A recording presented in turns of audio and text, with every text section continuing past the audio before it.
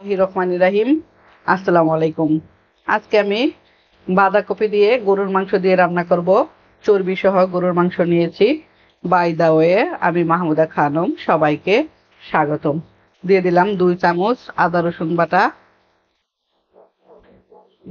দিয়ে দিচ্ছি ধনিয়া গুঁড়া, দিয়ে দিচ্ছি হলুদের গুঁড়া, আর দিয়ে দিচ্ছি মরিচের গুঁড়া।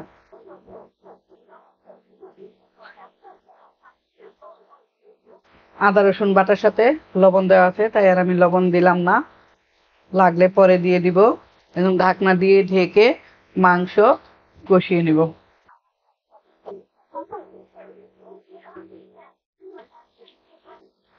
অফ ক্যামেরাতে আমি পানি দিয়েছিলাম, পানি দিয়ে ভালোভাবে মাংস কষিয়ে নিয়েছি। দিয়েছি দারচিনি আর এলাচ।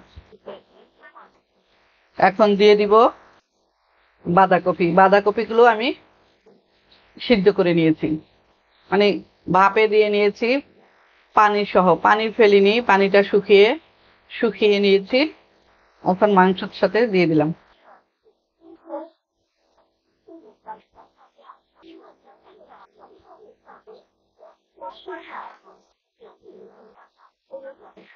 দিয়েছি হলুদের গুঁড়া, মরিচের গুঁড়া, দিয়েছি ধনিয়ার গুঁড়া, দিয়েছি এলাচ দারচিনি, দিয়েছি স্বাদ মতো লবণ, দিয়েছি আদা রসুন বাটা। তেল এখনো দেইনি। 10 মিনিট পর আমি তেলে বাগার দিয়ে দিব। জিরা, আবার দারচিনি, এলাচ দিব। পেঁয়াজ ভেজে ব্রাস্তা করে বাগারটা দিয়ে দিব। ঢাকনা দিয়ে ঢেকে আরো 10 মিনিট রান্না করব।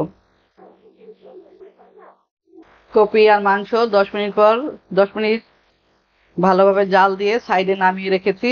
এখন চুলায় একটি লোহার কড়াই দিয়ে দিয়েছি। দিয়ে দিচ্ছি জিরা, দারচিনি আর এলাচ, 4-5টা এলাচ, দারচিনি আর জিরা দিয়ে দিলাম। দিয়ে দিচ্ছি পেঁয়াজ।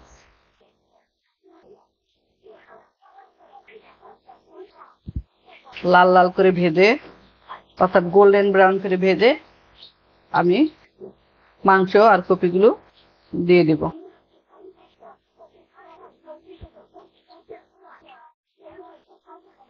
পেঁয়াজ অলমোস্ট ভাজা হয়ে গিয়েছে। এখন আমি কষিয়ে রাখা বাঁধাকপি আর মাংস এর মধ্যে দিয়ে দিব।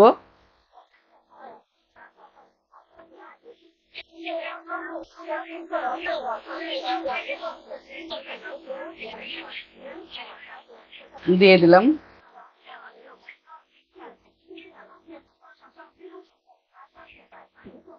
এ পর্যায়ে আমি দিয়ে দিব জিরার গুঁড়া। 1 চামচ জিরার গুঁড়া দিয়ে দিচ্ছি।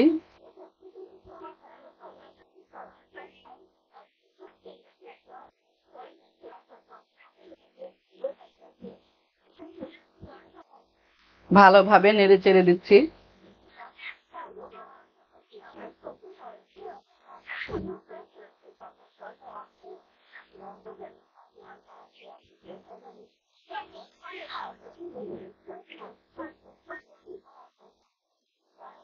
আবারও আমি 10 মিনিটের জন্য ঢেকে দিচ্ছি।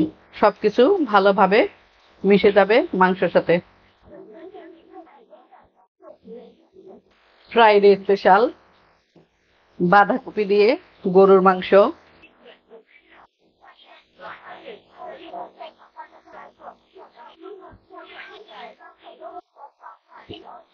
একটু চর্বি বেশি দিয়েছি। চর্বিওয়ালা মাংস দিয়ে আমি বাঁধাকপিটা রান্না করছি।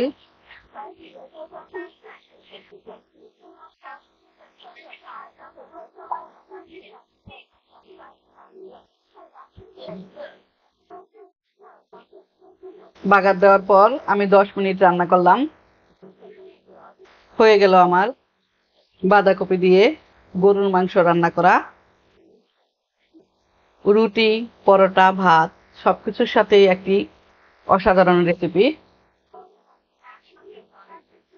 ছোট বড় সবাই এই রেসিপিটা পছন্দ করে। সবাই ভালো থাকবেন, সুস্থ থাকবেন। ফিরে আসবো নতুন কোনো রেসিপি নিয়ে। আল্লাহ হাফেজ। আসসালামু আলাইকুম।